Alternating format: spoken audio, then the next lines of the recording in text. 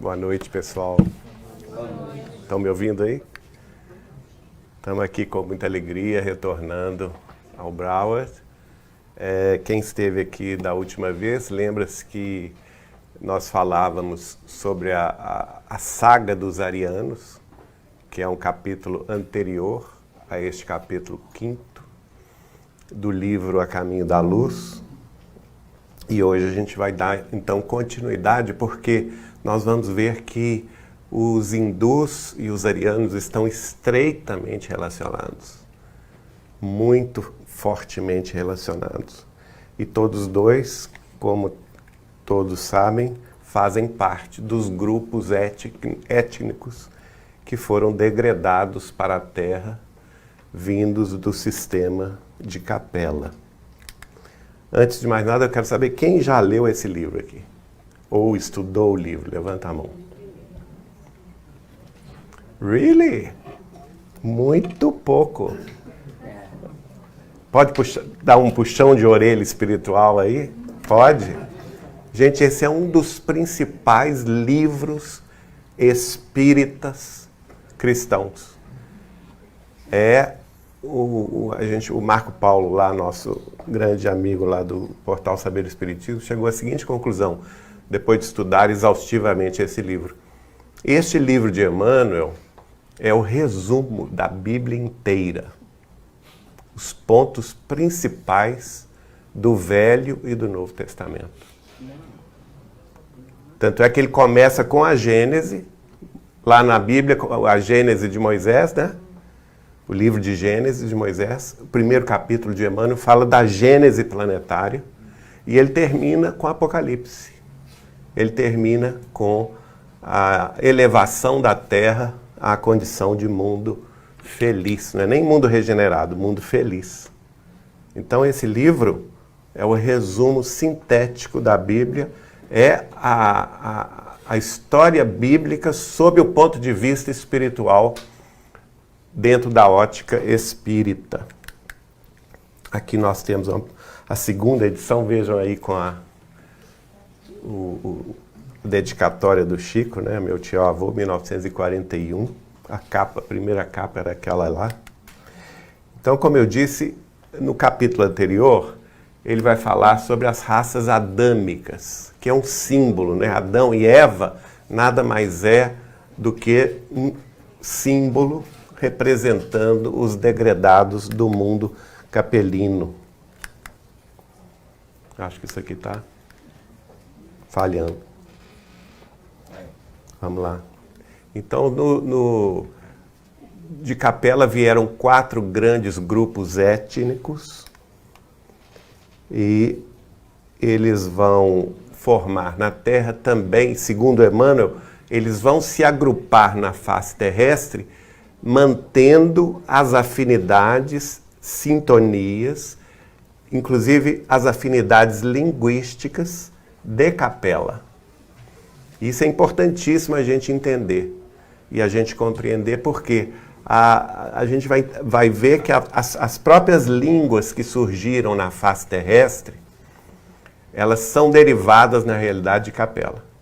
Eles trouxeram essa informação e implantaram essa informação aqui.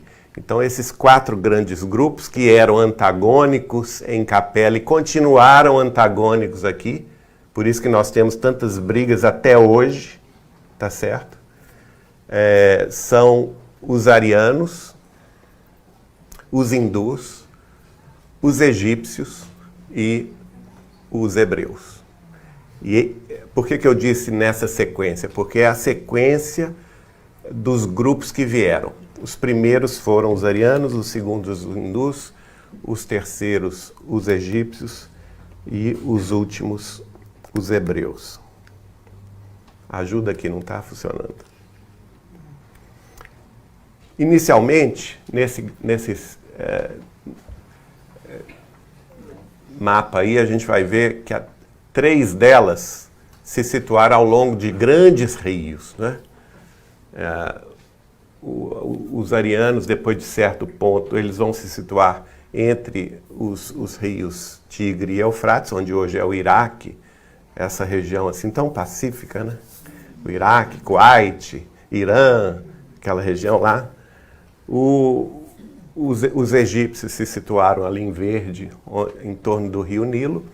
E o tema de hoje, que é a civilização hindu, inicialmente vai se situar ali no alaranjado, em torno do rio Indus, ou rio Indo. Estamos vendo que lá na China tem, no Rio Amarelo, outra civilização. Eles são degredados também, segundo Chico Xavier, mas não de capela. Eles vieram antes.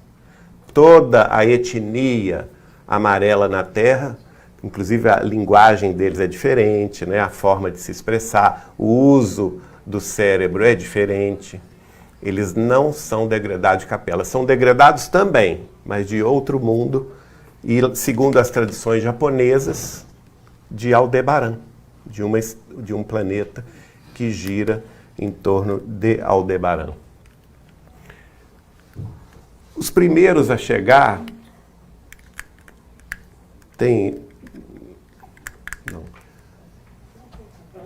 eu queria só a luzinha aqui. Os primeiros a chegar foram os arianos. Está vendo no meio ali, aquela região ali, os arianos? E aí no meio? Isso, obrigado. Os arianos aqui, ó. Inclusive uma informação importantíssima de Emmanuel, que ele coloca no rodapé, numa nota de rodapé, no final do capítulo 2º desse livro A Caminho da Luz, vai dizer que os arianos vieram inicialmente no Monte Pamir. Ora, Emmanuel escreveu isso em 1938, o livro foi publicado em 39, no ano seguinte. 8 anos depois, em 46, as primeiras escavações arqueológicas do Pamir aconteceram. E as primeiras escavações que vão revelar uma civilização ariana só vieram em 1978. 40 anos depois, Emmanuel escrever através do Chico que as primeiras civilizações vieram se assentar no Monte Pamir.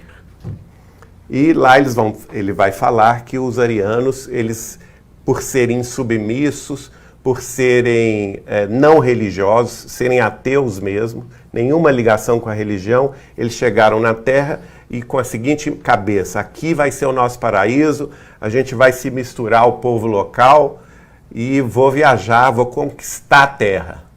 Por isso que o ariano até hoje, a civilização ocidental, ela é tão belicosa, tão guerreira, tão expansionista, tão conquistadora. Você vê, todos os grandes impérios originários dos arianos foram assim, não é? E eles se misturaram. Justamente a primeira parte da mistura deles vai ser com os hindus aqui, no Vale do Indus. Mas vamos para frente, porque senão a gente não prossegue. Ele não está gostando de mim, viu, Luigi? Está tendo uma antipatia. Então, a civilização hindu vai ser a que nós vamos falar. E quem que passa para mim, por favor? Como você sabe, a característica física dos hindus é muito distinta, né? Muito característica. A pele café com leite, não é nem negra e nem clara, uma pele café com leite. Uma cultura milenar. As primeiras grandes civilizações vão se situar justamente aí no subcontinente indiano, inicialmente em torno do rio Indus, depois o auge dela em torno do rio Ganges. E Emmanuel vai destacar particularmente a fase excepcional do rio Ganges, da civilização do rio Ganges. Mas como que ela ocorreu? A história da Índia, ela se divide em 5 grandes períodos. O que mais interessa para nós hoje são os dois primeiros grandes períodos. Que é a civilização do Vale... Calma, nem tão rápido, viu, por favor? A civilização do Vale do Rio Indo, que vai ocorrer... Agora sim.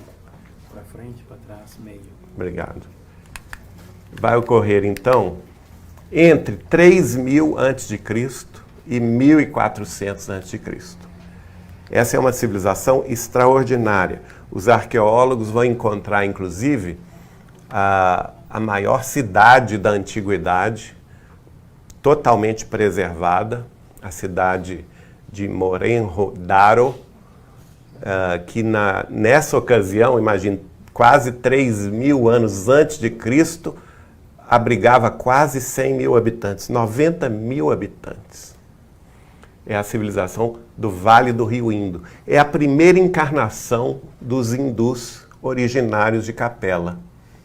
Eles vão se situar ali.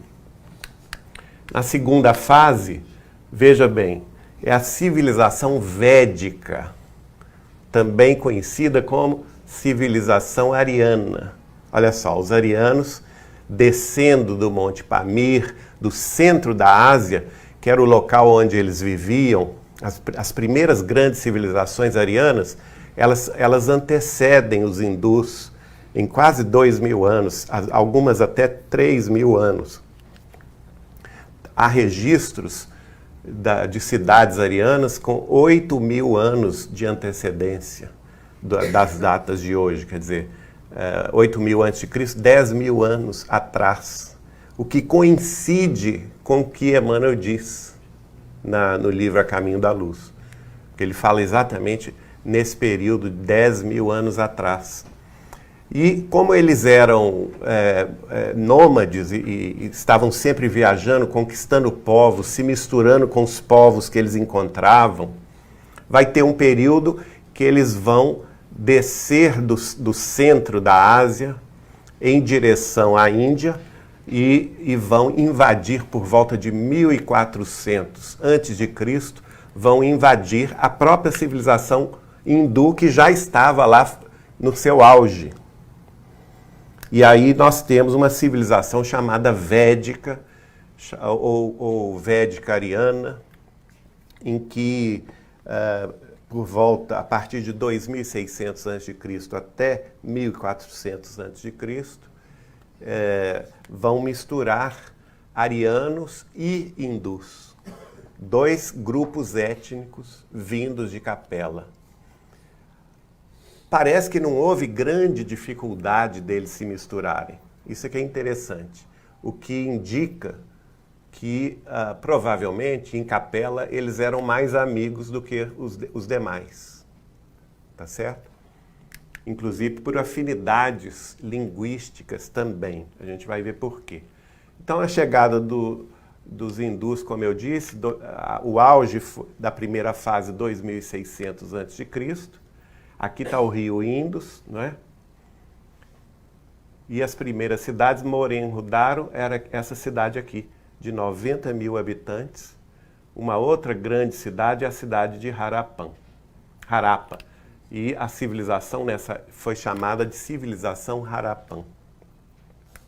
Aí as grandes cidades, Harappa, Mohenjo-Daro, Lothal, onde hoje é uma das grandes metrópoles indiana. Quais são as características dessa fase, que é a civilização antes da chegada dos arianos? Nós temos a invenção na terra dos tijolos, as ruas em grade, ruas perfeitamente gradeadas, né? Sistemas de água e esgoto, selos de pedra, as primeiras escritas que até hoje estão indecifradas, surgiram lá 1.800 anos antes de Cristo, não é? E aconteceu uma catástrofe ecológica, porque eram dois grandes rios, o rio Indo, que sobrevive até hoje, e um outro grande rio que secou totalmente. E ao secar criou um deserto e uma catástrofe ecológica. Essa civilização recebendo a partir daí a invasão dos arianos, ela mudou de lugar. Ela vai mudar de lugar. Aqui tem uma imagem de Mohenjo-Daro, como era, não é? É interessante que o worship deles com a vaca, né, começa aí nessa época. E todos os escritos em pedra reverenciam os bovinos, tá vendo? Quase todos eles têm uma reverência muito grande aos bovinos, e até hoje eles os reverenciam. A partir então da invasão ariana, a civilização hindu muda por completo. E nós podemos dividir aí essa invasão em 4 novos períodos. O primeiro, a própria invasão, a chegada dos arianos, e eles se misturam com os hindus, não é? A segunda, a fusão da sociedade ariana e a sociedade drávida, que era a sociedade existente no sul da Índia. A terceira, um pouco mais adiante, cerca de 600 anos antes de Cristo, quando surge lá 2 grandes emissários do Cristo, e eles vão fundar 2 grandes escolas religiosas, uma chamada Jainismo e a outra chamada Budismo. E por fim, a invasão de Alexandre o Grande, do seu Império Grego, e ele acaba desistindo de anexar a Índia. Ele encontra tanta cultura, tanta beleza na Índia, que ele renuncia ao desejo de anexar a Índia, mas mesmo assim influencia muito, criando depois nessa região os impérios Maurya e Gupta. Então a Índia védica e ariana é a mais importante, segundo Emmanuel. Por quê? Porque é justamente nesse período que nós temos o ápice religioso. E segundo as informações de Emmanuel nesse livro, A Caminho da Luz, todas as religiões terrestres, todas, gente, têm sua origem na Índia védica. Todas elas. De alguma forma, nós todos, sejamos degredados de capela ou não, fomos buscar nas fontes védicas as inspirações, principalmente no trabalho dos Mahatmas, as inspirações de ordem superior. Especialmente os arianos. Por quê? Os arianos, dos 4 grupos degredados de capela que chegaram aqui na Terra, eram o grupo mais materialista, era o grupo mais sem religião, sem tradição religiosa, e, por conseguinte, eles tinham que pegar emprestado religião dos outros grupos, né? E tomaram emprestado inicialmente de quem? Dos hindus. Nessa fase aí, por volta de 1500 a.C. E vejam que nessa fase, o que era uma civilização em torno do rio Indus, está vendo? Aqui se forma o deserto, eles avançam então para toda essa região norte da Índia e vão formar em torno do rio Ganges, que é esse aqui. Ele vai desaguar lá hoje na grande metrópole de Calcutá, próximo também do país Bangladesh, não é? Hoje, e vão, segundo Emmanuel, vão fazer a principal civilização aqui no norte da Índia, em torno do rio Ganges. Naturalmente, eles contaram, como eu já disse aqui, com a invasão dos arianos. Quem faz esse movimento, porque os hindus eram quietinhos, né? Eles chegaram, encarnaram no rio Indus e ficaram quietos. Eles só se moveram de lugar com o impulso dos arianos. É esse grupo aí que a gente bem conhece, não é? Que não sossega até hoje. Como eu disse, ele começou na Ásia Central. As origens arianas se situam... Por que tem esse nome? Porque perto do Monte Pamir, haviam dois grandes rios, e todos dois terminavam, têm o nome de áreas, né? E eles fazem essas civilizações primeiras aí, a civilização Andronovo, a Bemak, a Yas, a Swat, no norte da Índia, e aí está o Monte Pamir, que Emmanuel fala em 1938, através do Chico, e que os antropólogos os arqueólogos, desculpem, vão encontrar somente 6 anos depois da psicografia de Chico Xavier. Mas os assentamentos arianos maiores, as cidades maiores, os restos, né, nós estamos falando aqui de ruínas. As ruínas das civilizações maiores só foram encontradas 40 anos depois da escrita deste livro, A Caminho da Luz, por Chico Xavier. Como vocês estão vendo aqui, é uma região fria, não é? Próxima ali do Himalaia. O Himalaia está mais para cá, aliás, mais para o sul. E essa região aqui é uma região muito bonita, olha só. Isso é uma foto atual do monte,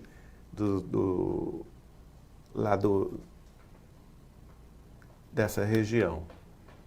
E com muitos rios de águas cristalinas, lá na região do Pamir. Então, o avanço da civilização ariana vejam vocês, ele começa por volta daqui, no Pamir, e se expande inicialmente para o norte, né? Para depois, aqui está o Pamir, se expande para o norte, no centro da Ásia, para depois descer para a Índia. Aqui nesse mapa a gente vai ver a proximidade, né? Aqui nós estamos no Pamir, não é? Inicialmente eles foram para o norte, depois começaram a descer para o sul. Essa região aqui é o Paquistão hoje, e depois entraram para a Índia, pela Índia afora. Aqui estão os países atuais, a maioria deles egressos da antiga União das Repúblicas Socialistas Soviéticas, e o Pamir está neste país em azul aqui, que se chama Tajiquistão. Não é? Mas toda essa região é a região do início da civilização ariana. E está, inclusive, aí, como vocês estão vendo aí, o Afeganistão. Né? Também uma região pacífica. Né? Aqui os rios, aqui mais para nossa... para o nosso conhecimento, a região inicial, haviam grandes lagos nessa época, hoje estão secos, né? O Mar de Aral, por exemplo, está seco hoje, era um grande mar de água plena, e como vocês estão vendo, a Índia está logo abaixo, ó. Para descer aqui foi um pulo, né?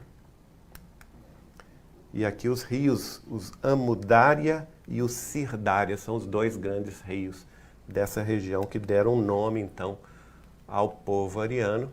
E a partir das migrações, vejam como que aqui nesse gráfico nós estamos vendo as migrações dos arianos, como que eles foram para todos os lados, né? Não sossegando, segundo o próprio Emmanuel revela no capítulo 3. E aí vem a Índia, no período védico. O que acontece nessa época? Os primeiros livros são escritos. E nós estamos falando de uma quantidade de escritos enorme, enorme. A língua principal que vai surgir dessa fusão dos arianos com os hindus é o sânscrito, que é a língua-mãe de toda a família indo-europeia.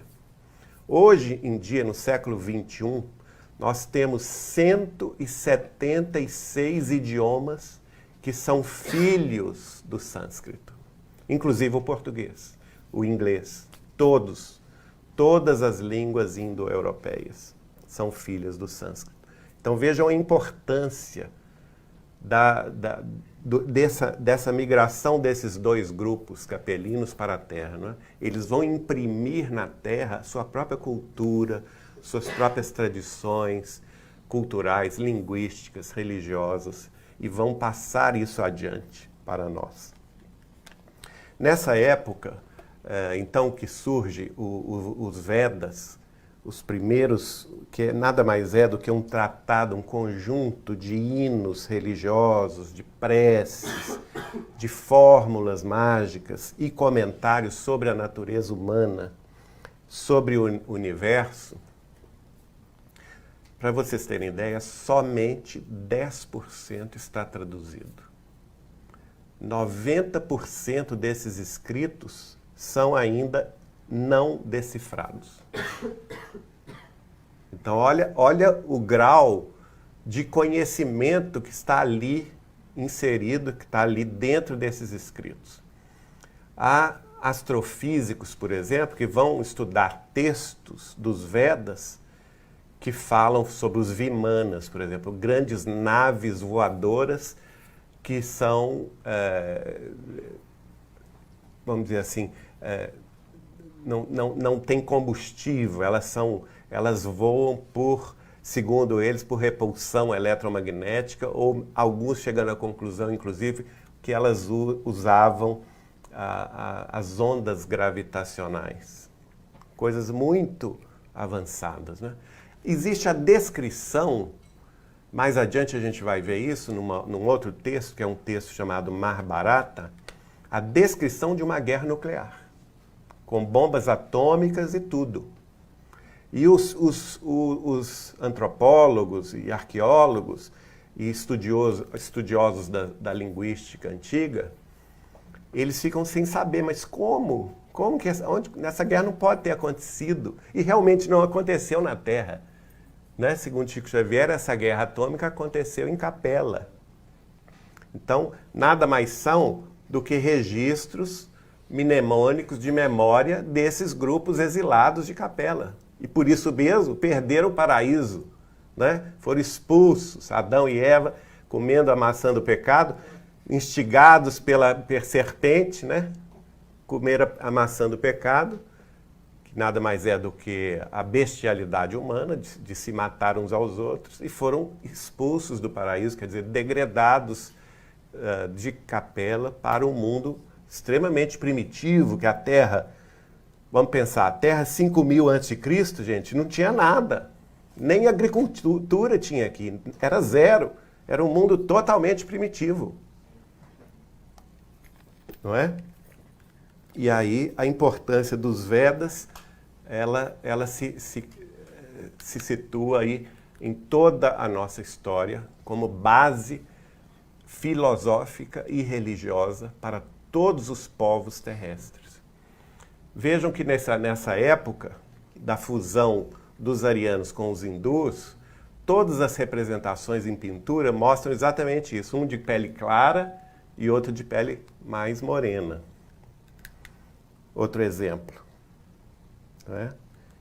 E a outra característica dessa fusão também na civilização drávida é justamente muita cor, né?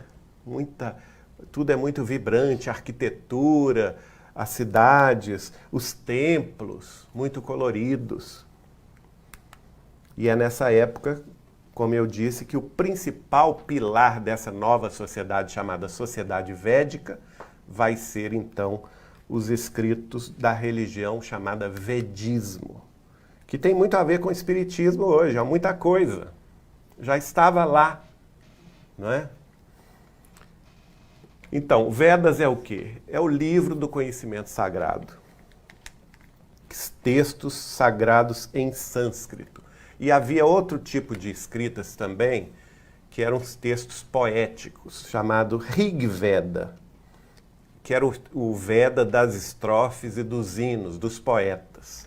E isso não é o acaso. Então, notem bem, a civilização hindu védica, que é a união dos arianos com os hindus, ela vai estabelecer na cabeça dessa sociedade como a casta mais alta, os sacerdotes, aqueles que escrevem sobre os conhecimentos religiosos profundos, e os poetas. Olha que interessante. Os poetas têm o mesmo nível dos sacerdotes. Aí tem o sânscrito, a mãe de todas as línguas, inclusive nossa, portuguesa, inglesa. Não é? Como a civilização védica se espalhou pelo mundo, todas essas regiões aqui criaram línguas que vão ser base da família indo-europeia ou indo-ariana. Então, aqui embaixo vocês estão vendo a Índia. Todas as línguas iranianas também, que é outra ramificação dessa família, e assim sucessivamente. As línguas latinas, as línguas eslavas, anglo-saxões, não é? O grego, aqui o turco. Todas essas línguas vão se espalhando. Aqui, 530 a.C., já no quinto século, quinto para sexto século antes de Jesus, olha como essa civilização já dominava toda a região central, toda a Índia, o subcontinente indiano, a região central da Ásia e todo o sul da Europa, né? Centro-sul da Europa. E a região onde hoje também é a Rússia. Aqui são todas as línguas faladas da origem ariana e iraniana. Olha quantas línguas são faladas hoje. Também, e as suas ramificações. A mesma coisa, já 987 depois de Cristo, como já dominou praticamente toda a Ásia, toda a Europa, todo o Oriente Médio, à exceção, portanto, das línguas chinesas aqui, que eram, e também do malaio, que eram originários de outro grupo, o grupo dos amarelos, né, degradado de outro planeta. Então, gente, todos os países de origem europeia são filhos dessa linha de civilização indo-ariana. E hoje, os países de hoje, falando as línguas que falam hoje, todas essas línguas coloridas, nos países europeus e no Oriente Médio, são de origem indo-ariana. Desde o subcontinente indiano aqui em azul, os iranianos, um pouco da Turquia, os curdos, essa região aqui oeste, aliás, leste da Turquia, os eslavos em verde, os anglo-saxões em vermelho, os latinos aqui em marrom, os gregos em amarelo, os albaneses em azul. E aí o quadro das 176 línguas vivas originárias desse grupo.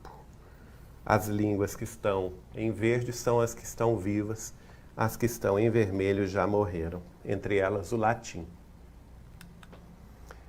Hoje em dia, praticamente todo mundo, 90% do mundo, fala, em sua maioria, línguas indo-arianas na atualidade. Não é? Especificamente, a Índia vai ter uma influência um pouco menor. Por quê? Ela vai se espalhar numa fase, a última fase do desenvolvimento da civilização hindu tem a ver com o Império Britânico, que invade a Índia. Ora, novidade? Não, né? Quem que é o Império Britânico? Os arianos. Antes de ser Império Britânico, era o quê? Império Romano. Antes de ser Império Romano, o Império Greco-Macedônio. E assim sucessivamente. Né? Os arianos estão sempre às voltas com essa região. Por isso que o Oriente Médio, gente, é problemático até hoje. Porque é o embate de arianos com hebreus, com egípcios, não é? É o embate aí das 4 correntes. Nesse caso, vai ter menos influência da Índia, não é? Vai ser mais o problema com os egípcios e os hebreus. Numa fase, segunda etapa, portanto, dessa civilização hindu, nós temos o que se chama a etapa da conquista e sedentarização. Ela ocorre entre os anos 1000 e os anos 600 antes de Cristo. E aqui é escrito um texto sagrado muito importante e que é citado por Emmanuel no livro A Caminho da Luz, que é o Upanishads. É justamente nessa época aqui. Esse Upanishads, o que ele traz? Ele traz comentários dos Brahmanes, que é a busca da verdade pela indagação. Isso é novidade para nós, gente? Quem que fez isso? Allan Kardec. Como é que começa a doutrina espírita? Não é com perguntas e respostas? É novidade? Não. Quem que é Allan Kardec? Não Allan Kardec da França, lá de trás, 90 anos antes de Cristo. Sacerdote druida.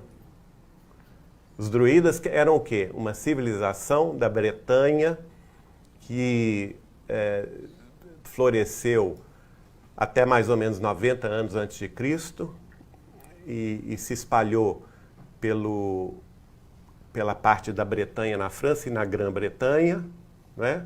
Nessa época viveu o druida sacerdote Allan Kardec, e lá ela faz parte da herança celta, né?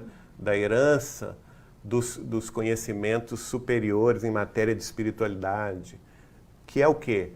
Emmanuel vai falar, quando ele fala sobre os arianos, ele vai falar que os arianos, embora eles a princípio fossem não religiosos, fossem ateus, fossem materialistas, em algum momento da história deles, depois que eles convivem com os hindus, que os hindus trazem essas noções religiosas, a primeira fase do desenvolvimento religioso ariano se dá com os celtas, com os celtíberos e com os celtas do norte da França e da Inglaterra.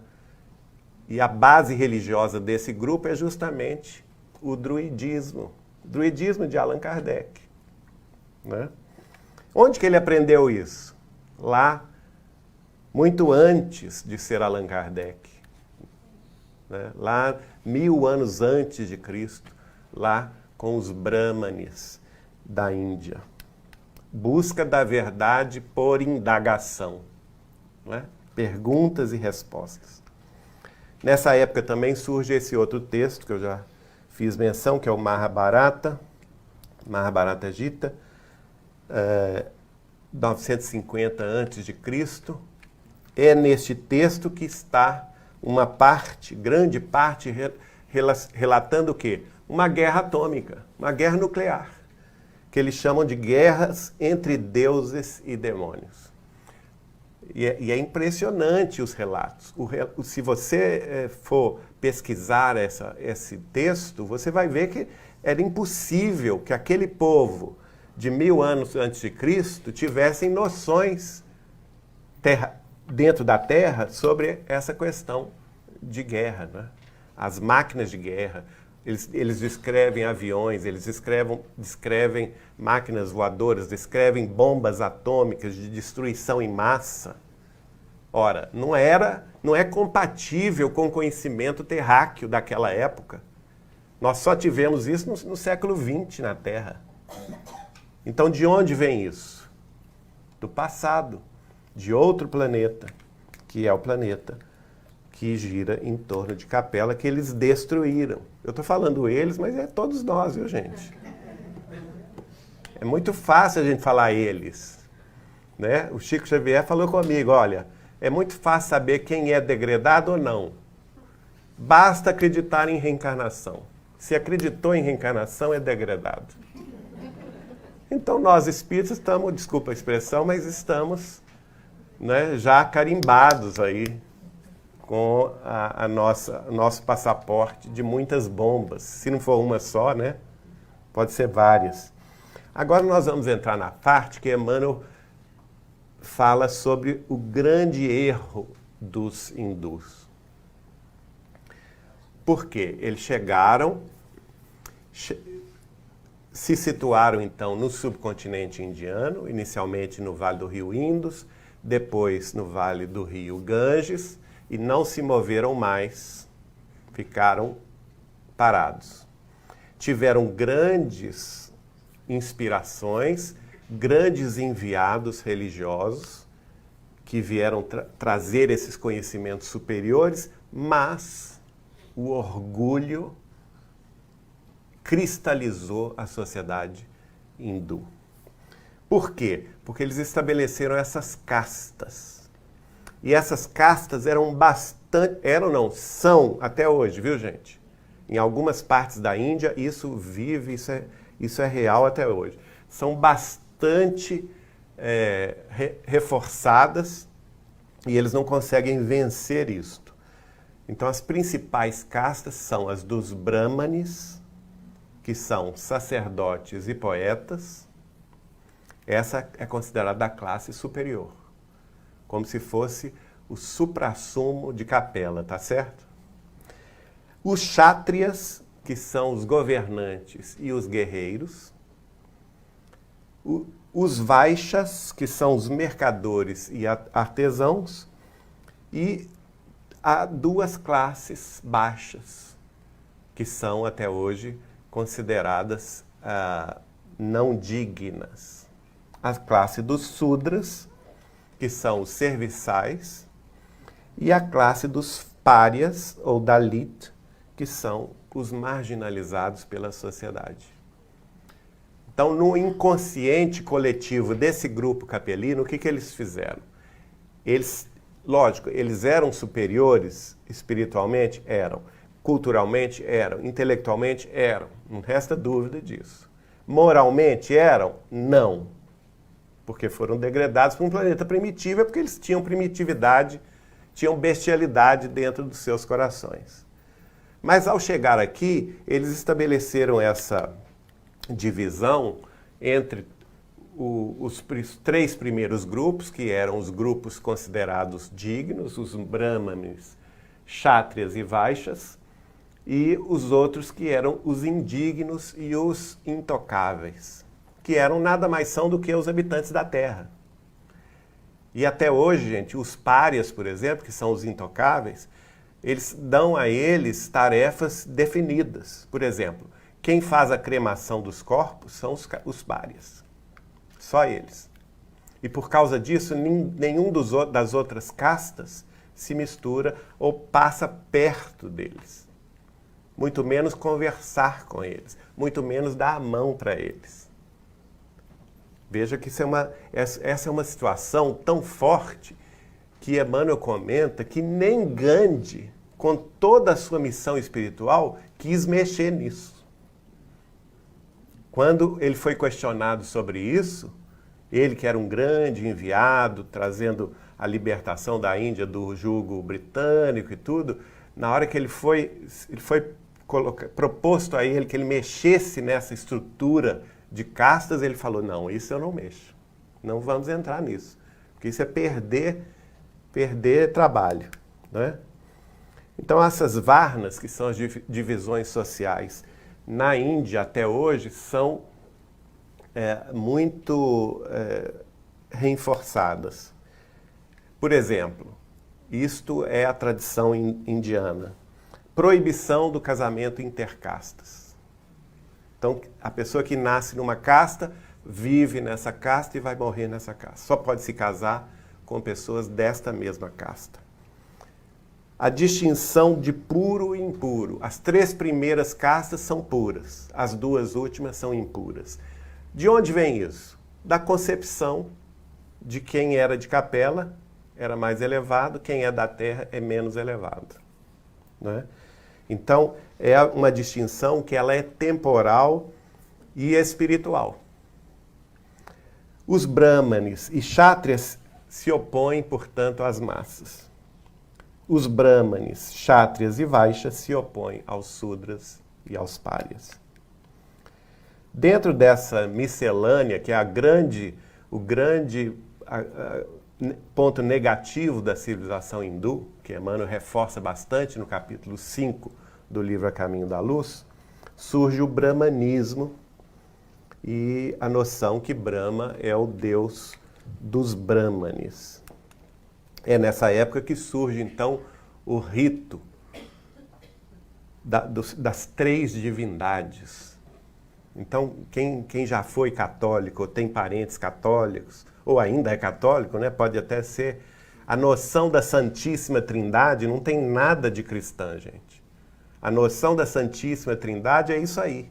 É brahmanismo puro, né?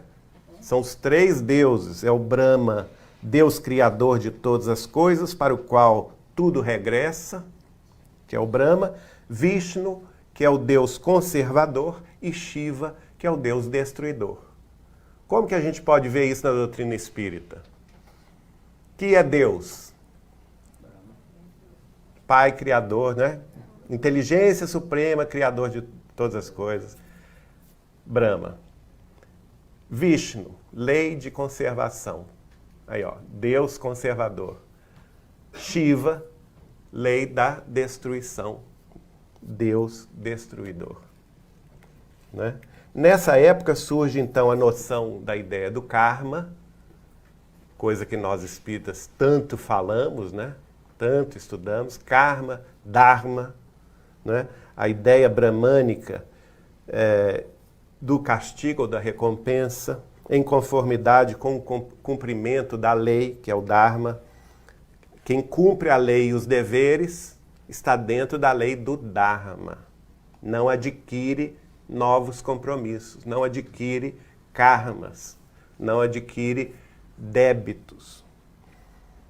A crença na reencarnação já era, nessa época, 1000 anos antes de Cristo, totalmente difundida, e também a questão do nirvana, que é a libertação do ciclo das reencarnações e a integração do ser na eternidade. Se desenvolve nesse período. Então, a civilização védica é ela quem traz para a Terra as noções da reencarnação. Então, nós espíritas não inventamos a reencarnação, viu, gente? A reencarnação já estava aqui na Terra 1000 anos antes de Cristo.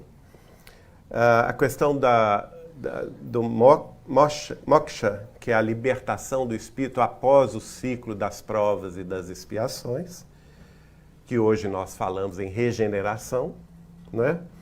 A lei do karma, a noção de vidas anteriores responsáveis pelo nosso sofrimento hoje, e os caminhos do conhecimento. Tem vários caminhos do conhecimento, segundo os hindus. O Maya, que é o caminho do conhecimento, e tem o caminho da ação, pela renúncia, pela aceitação. Por isso que a sociedade indiana, ela ficou tão cristalizada nas castas, porque uma noção muito forte foi inoculada nesse povo de aceitar, uma noção de conformar-se com o local onde nasceu, com a casta onde nasceu, e eles não se revoltam, não se modificam, né? E só vão modificar-se com a influência de quem? Dos arianos, que vão lá meter o bedelho lá e colocar eles para frente. A questão da santidade individual também surge nessa época, com as meditações, com a busca do yoga, não é? E é desta época também já o princípio da ecologia, do respeito à natureza. Então nós temos aí essas noções importantes para todos nós, do yoga, que tem a ver com a meditação transcendental. Essa noção, André Luiz vai entrar de cara nela, né, dos chakras, dos centros de forças, dos nossos corpos físicos e espirituais, perispirituais. Então nós herdamos, isso aí é um conhecimento que André Luiz pega mesmo do conhecimento hindu e desenvolve nos livros, principalmente nos domínios da mediunidade, mecanismos da mediunidade, evolução em dois mundos, né? Mostrando que, de fato, os nossos corpos têm centros de forças. Isso é conhecimento hindu. A questão da mandala, do Jyotish, não é?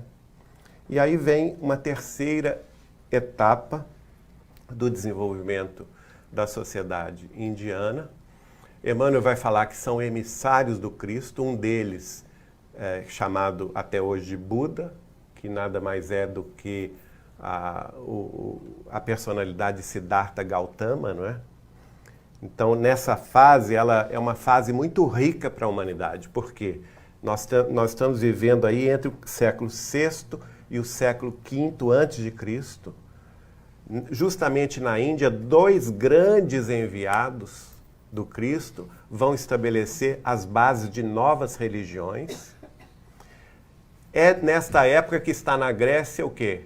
Sócrates e os seus alunos, entre eles Platão, que é uma das reencarnações de Allan Kardec, né? Está lá na Grécia. E, então, uma época bastante rica, não é? Uma época bastante rica. Interessante que na Grécia, ariana, né? Grécia é ariana. Na Grécia, eles, um pouco antes disso, se funda lá uma cidade chamada Tebas. Olha só. Tebas, na Grécia.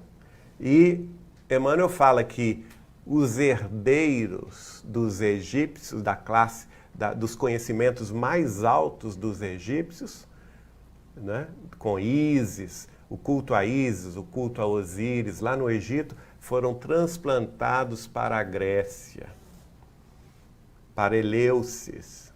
E na Grécia formaram a base de toda a filosofia socrática, pós-socrática.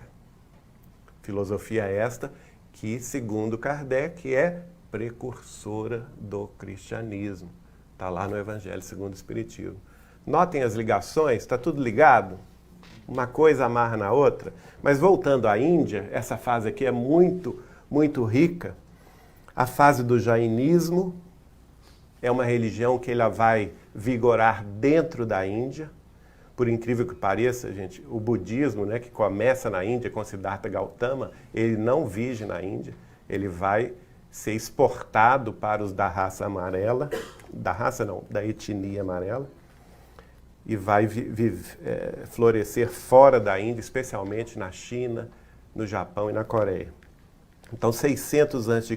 é uma época do ferro também, a invenção do ferro, e o ferro muda por completo, não é? As civilizações. Essa noção é transferida também para o Mediterrâneo e começam a produção de grandes armas, conquistas, não é? Essas duas religiões, tanto o jainismo quanto o budismo, são adotadas pelas classes mais altas, as classes dominantes na Índia, e a busca, todas as duas propõem a busca pela salvação individual. Aí eles começam a atacar o domínio dos brahmanes. Sobre o jainismo, ele vem com Vardahama Mahavira, que nasce 540 a.C. e vive até 468 a.C. A filosofia dele é a filosofia do sofrimento pessoal como busca de salvação. E quem passa por esse sofrimento, por esse resgate, aceita esse resgate, é chamado vencedor do mundo. Jina, não é? Interessante que Jesus disse, né? Eu venci o mundo, não é? Vejam só. As tradições do jainismo é o mestre Mahavira, os princípios da verdade, da não violência.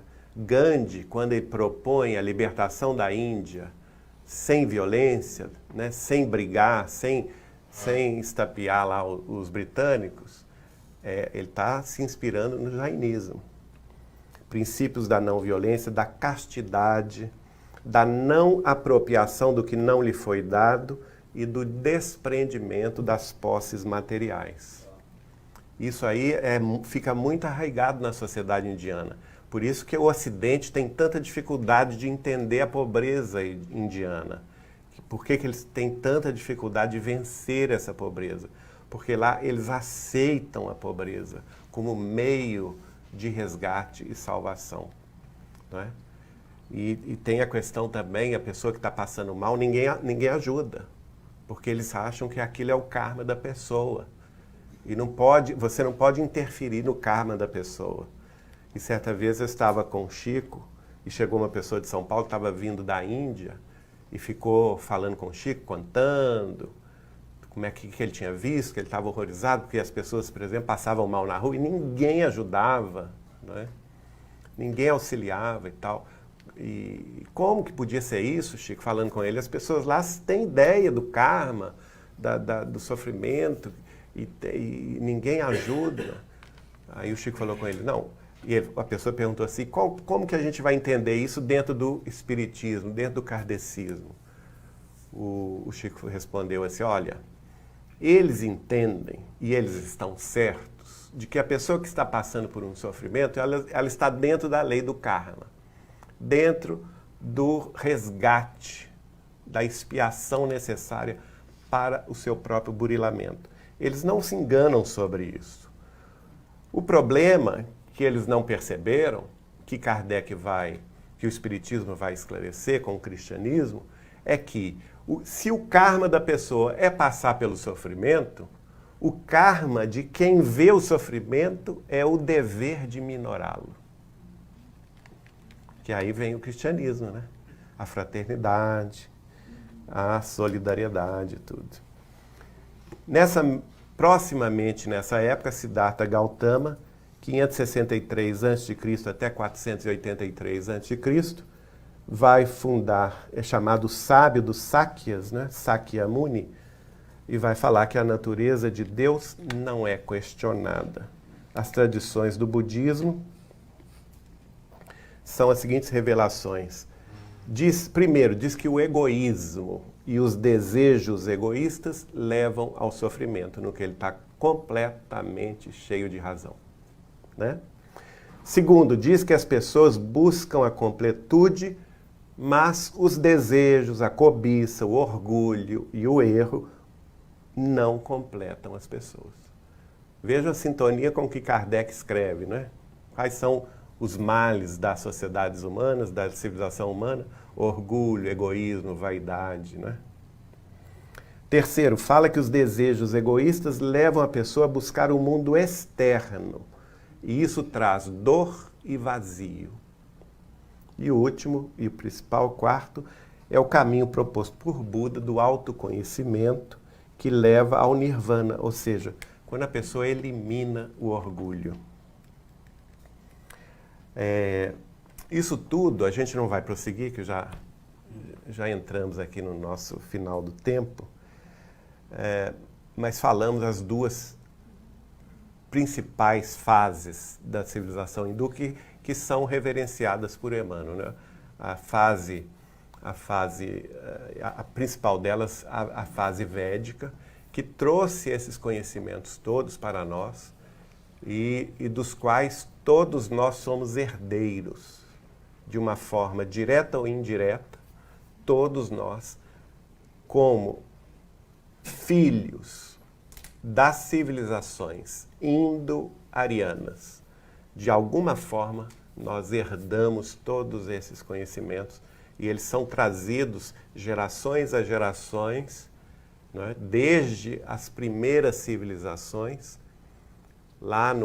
as civilizações arianas, civilizações hindus, depois com os egípcios, com os hebreus e especialmente atingindo o seu ápice com a vinda do Cristo, nosso Senhor Jesus Cristo, que havia prometido a essas 4 etnias, em Capela, porque ele é governador de Capela também.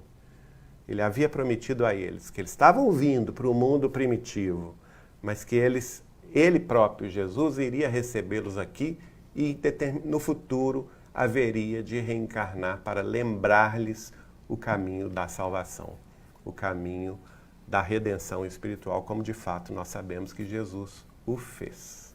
Não é?